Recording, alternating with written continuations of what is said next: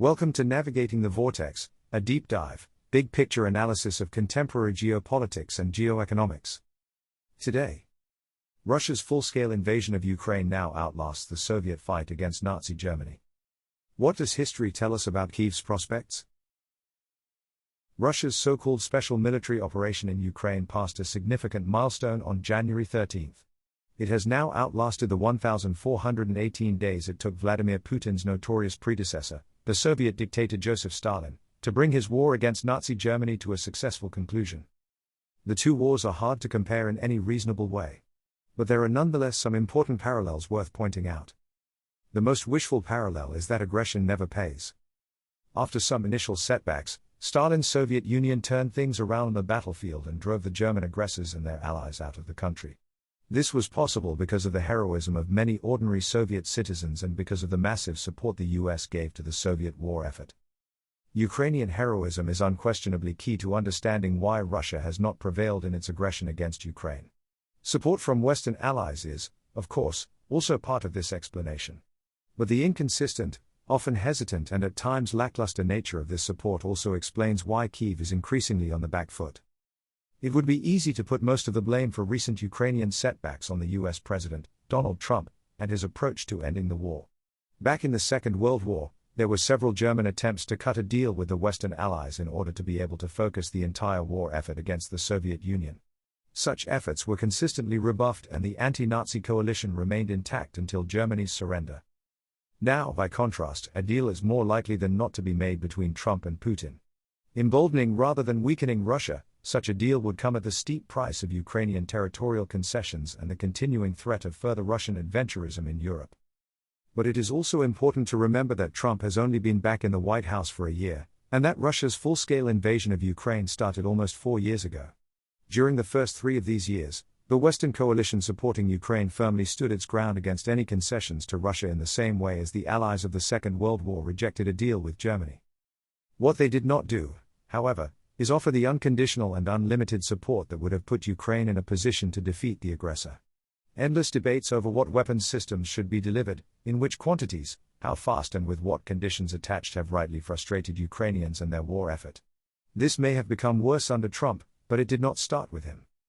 Nor can all the blame for the dire situation in which Ukraine now finds itself be attributed only to the imperfections of the support it received.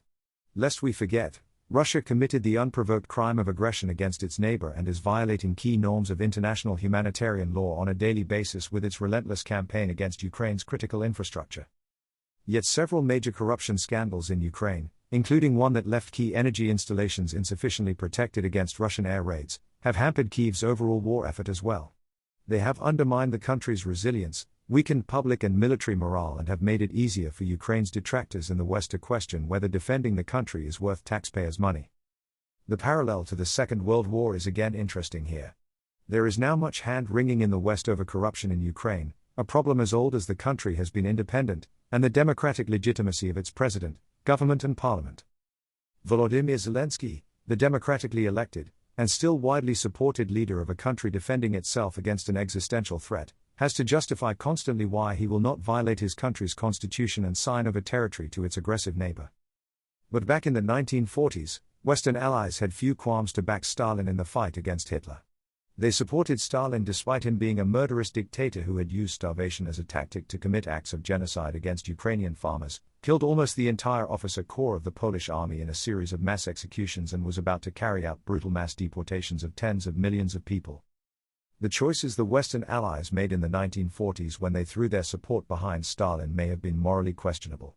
But they were driven by a keen sense of priorities and a singular focus on defeating what was at the time the gravest threat. That too is missing today, especially in Trump's White House.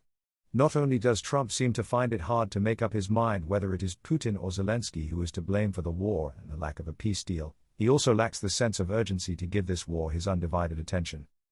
Worse than that, some of the distractions Trump is pursuing are actively undermining efforts to achieve peace. Threatening to take over Greenland, an autonomous part of staunch US and NATO ally Denmark, hardly sends the message of Western unity that Putin needs to hear to bring him to the negotiating table.